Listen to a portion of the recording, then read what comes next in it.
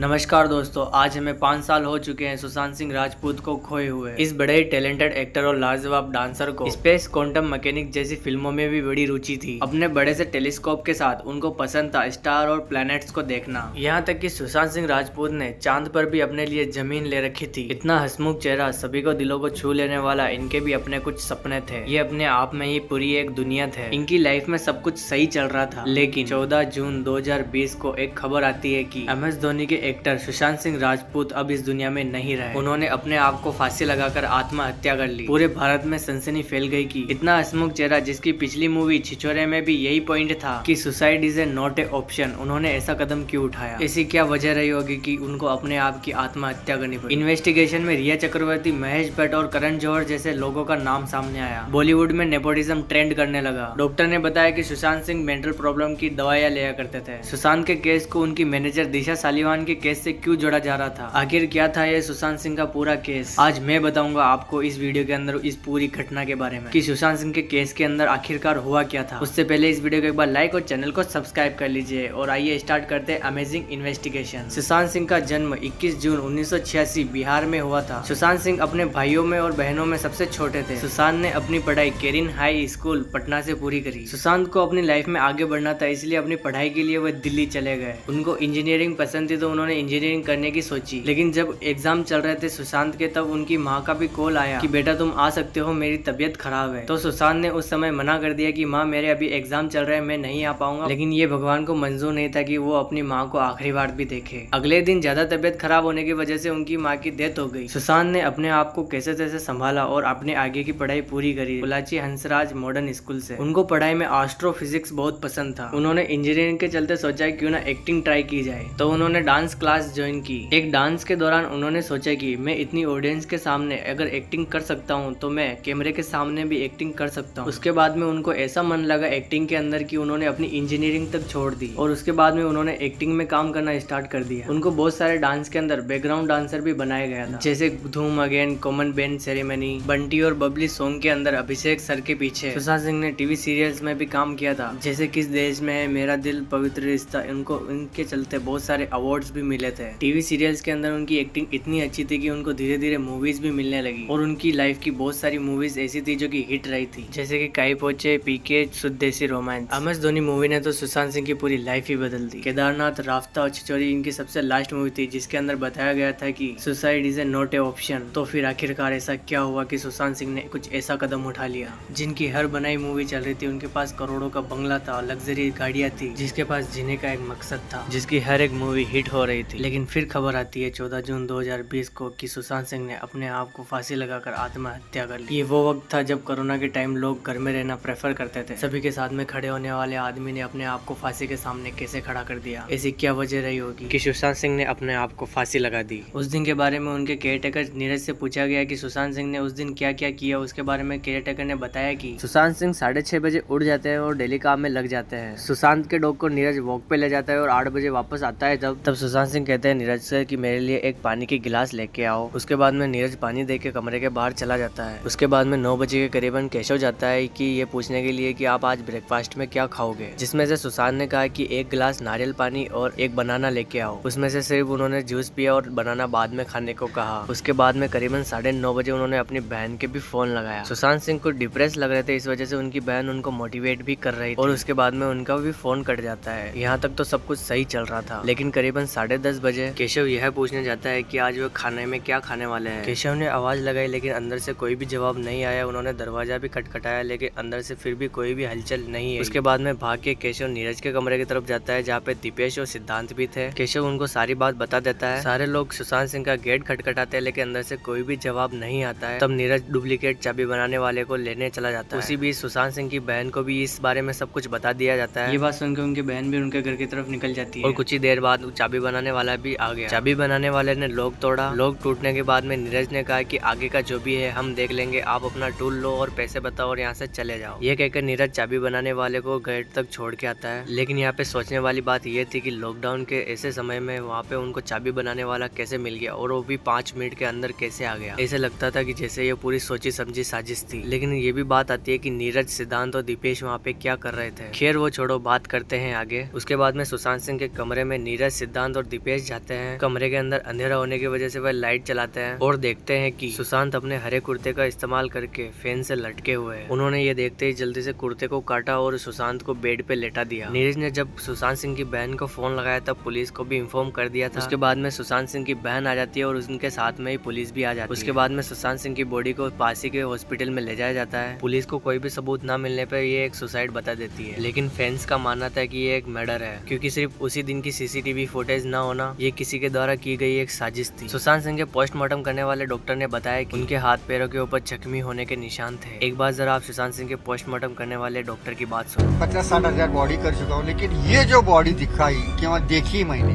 वैसी जो बॉडी मेरे नजर में है सुसाइड करके आ गई, वो नहीं हो सकती। वो नहीं था ऐसा आपका कहना है? जी हाँ, 101 तक। डॉक्टर की माने तो ये एक मर्डर था, ना कि एक सुसाइड। तो आखिरकार ये किया किसने और कारण क्या था? तब नाम सामने आया उनकी जीएफ रिया चक्रवर्ती का। सुशांत सिंह की रिया से एक जिम में मुलाकात हुई थी, वहीं से उनको प्यार हो गया और रिलेशन में होने की वजह से रिया के ऊपर उनके मर्डर का इल्जाम आ गया। सुशांत के पापा ने रिया के ऊपर यह कह के केस लगाया कि वह उनसे पैसे लेती थी। रिया अपने शौक पूरे करने के लिए सुशांत से 15 करोड़ रुपए ले चुकी थी। रिया के होते सुशांत सिंह अपनी फैमिली को भी टाइम नहीं देते थे। उनके पापा ने बताया कि वह ज्यादातर समय बाहर ही बिताता था। सुशांत के पापा ने यह बताया कि रिया ने पैसे मांग के सुशांत को डिप्रेशन में भी डाल दिया था। उन्होंने ये भी बताया कि रिया सबको उनकी मेडिकल कंडीशन भी बता देना चाहती थी, लेकिन रिया के 15 करोड़ लेने के कोई भी सबूत न होने पे उसे कस्टडीज में नहीं लिया जाता है। लेकिन बाहर कंट्रोवर्सी चालू हो गई थी। लोग बातें बनाना चालू कर चुके थे कि सुशांत सिंह के मौत के पीछे उनकी मैनेजर दिशा सालीवान के हुए केस से था। सुशांत सिंह के मर्डर केस के 7 दिन पहले यानी कि 8 जून 2020 को खबर आई कि सुशांत सिंह की मैनेजर दिशा सालीवान ने 20वें फ्लोर से कूदकर अपनी आत्महत्या कर ली। लोगों का कहना था कि ये भी एक सोची समझी साजिश थी। इसी कारण सुशांत सिंह भी उनकी मैनेजर के एक्सीडेंट के कारण डिप्रेशन में रहने लगे थे। सुशांत के फैंस का कहना था कि दिशा कुछ ऐसा सच जानती थी जो कि सुशांत को और उनकी मैनेजर दिशा को ही पता था। इसी कारण से बॉलीवुड माफियाओं ने सुशांत सिंह की मैनेजर और सुशांत सिंह को मार डाला। बॉलीवुड माफिया नहीं चाहते थे कि उनका सच सामने आए, लेकिन दिशा सबको बता देना चाहती थी। सुशांत सिंह की मैनेजर की माँ ये कहती है कि वो लोग बहुत खतरनाक है, वो लोग हमें भी मार देंगे। यहाँ तक कि सुशांत सिंह की बहन भी बताती है कि जब से दिशा गुजरी थी तब से सुशांत सिंह भी डिप्रेस रहने लगे थे। सुशांत सिंह अपनी बहन को बताते थे कि वो लोग मुझे भी मार देंगे। सुशांत सिंह की बहन ये भी बताती है कि उनको बहुत धमकी भरे कॉल आते थे। दिशा के गुजरने के बाद उन्होंने कम से कम 15 से 20 सिम चेंज कर ली थी। आखिर कौन थे वो लोग जो कि इनको धमकी दे रहे थे? क्या वो बॉलीवुड माफिया थे जो कि बॉलीवुड को अंदर से खा रहे थे, या उनका सच सामने नहीं आ जाए इसी वजह से उन्होंने दोनों को मार दिया, या रिया के ब्रेकअप के कारण सुशांत ने ये कदम उठाया? आखिर कौन थे वो लोग जो उनको रोज धमकी भरे कॉल करते थे? कोई तो था जो अपना सच सामने नहीं आने देना चाह रहा था, इसीलिए उन्होंने पहले सुशांत सिंह की मैनेजर दिशा को मारा, उसके बाद में सुशांत सिंह को डिप्रेशन में डाल के उनको भी मार दिया। लेकिन कुछ समय बाद में खबर आती है कि सुशांत सिंह की जीएफ रिया चक्रवर्ती को पुलिस ने अरेस्ट कर लिया है, लेकिन सुशांत सिंह के मर्डर केस में नहीं बल्कि ड्रग्स के मामले में। इसमें कई सारे सुपरस्टार ऐसे भी थे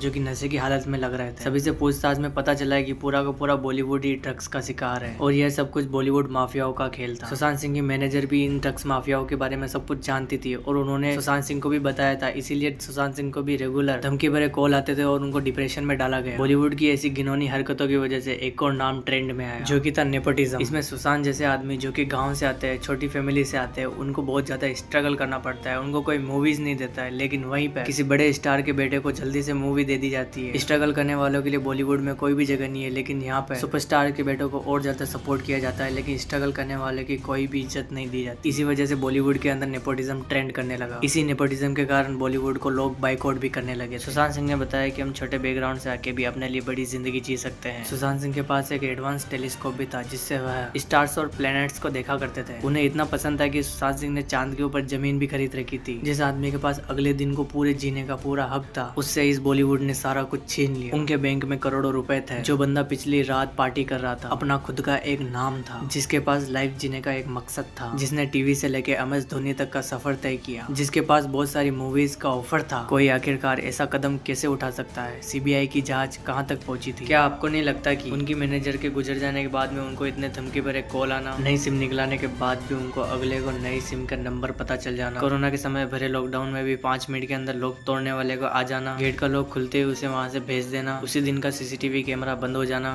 उनकी मैनेजर के मरने के दिन भी CCTV कैमरे का बंद हो जाना, 13 जून की रात को सुशांत सिंह के घर की सारी लाइटों का बंद रहना, पोस्टमार्टम करने वाले डॉक्टर को सच्चाई बताने से दबाना, यहाँ तक कि पोस्टमार्टम रिपोर्ट का गलत निकलाना। इस बात का इशारा नहीं करते कि ये किसी के द्वारा की गई कोई कोई साजिश थी। आखिर ऐसा कौन सा सच जानते थे वो लोग जिनकी वजह से उनको दोनों को अपनी जान गंवानी पड़ी। आप ही लोग बताओ कि क्या सही है और क्या गलत। आखिर कोई ऐसा क्यों करेगा जिसके पास सब कुछ था। कमेंट जरूर करके जाना। मेरी वीडियो की इन्फॉर्मेशन अच्छी लगी हो तो इस वीडियो को लाइक और चैनल को सब्सक्राइब जरूर करके जाना और अपने दोस्तों में भी इस वीडियो को एक बार शेयर कर दो ताकि उनको भी पता चल सके सुशांत सिंह के साथ में आखिरकार क्या हुआ था। And thank you for watching दोस्तों। हम मिलते हैं आपको नई वीडियो के साथ में।